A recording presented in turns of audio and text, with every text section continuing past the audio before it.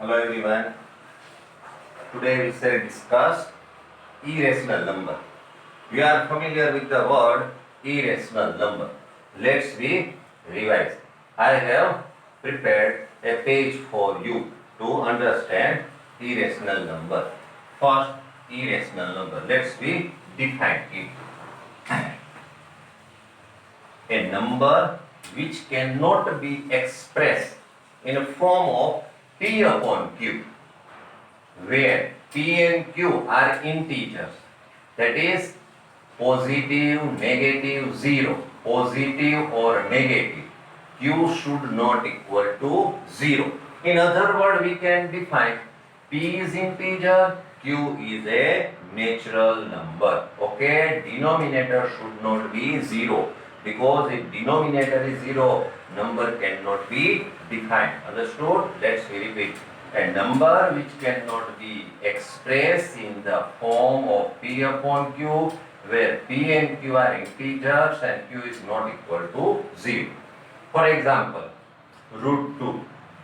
Definitely root 2 can be expressed in P upon Q form, that is root 2 upon 1.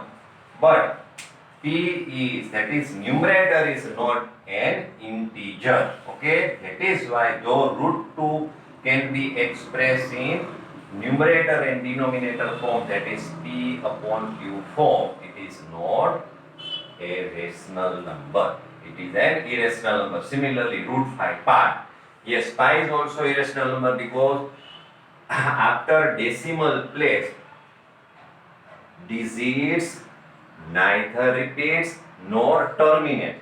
New digits comes one after another, 3.14275, on and on. That is why pi is not rational, it is an irrational number. Other number like this, 2.03003, 0003, and on, means here digits repeats but not in the same manner.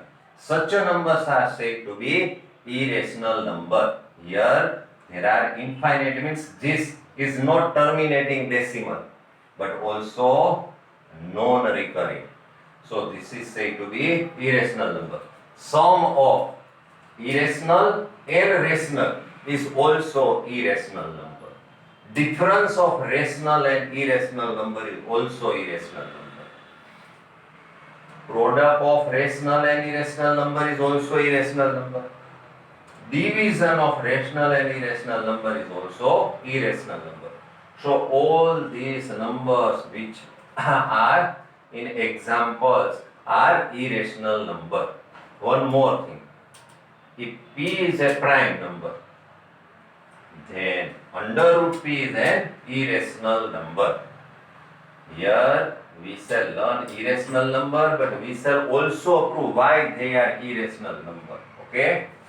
If P is an irrational number, then P is an under root P is an irrational number. Sorry, if P is a prime number, then under root P is an irrational number. For example, 2 is a prime number, then under root 2 is an irrational number. 5 is a prime number, under root 5 is an irrational number. 7 prime number, then under root 7 is irrational number. Okay, let's see, understand the statement of theorem 1.3. What is the statement of 1.3? Very simple. Suppose 3 is a factor of 81. Okay, we can divide 81 by 3. Okay, 3 is a factor of 81. What is the square root of 81? Square root of 81 is 9. Can we divide 9 by 3? Yes. From this, what can we conclude? If a prime number divides a perfect square number, or a prime number is a factor of a perfect square number, then same prime number is also factor of its square root. Let's we take one more example. 5 is a factor of 25 or 125. Sorry, 25. Then 5 is also factor of 5 because square root of 25 is 5. Okay, 3 is the factor of 36. Then 3 is also factors of 6. So statement is, if P is a factor of A square in general, then P is also a factor of A. This is theorem 1.3. Understood? If given prime number is a factor of perfect square, then same prime number is also the factor of its square root. Understood? And in theorem 1.2, we have to prove under root 2 as a prime number. This is we have to accept.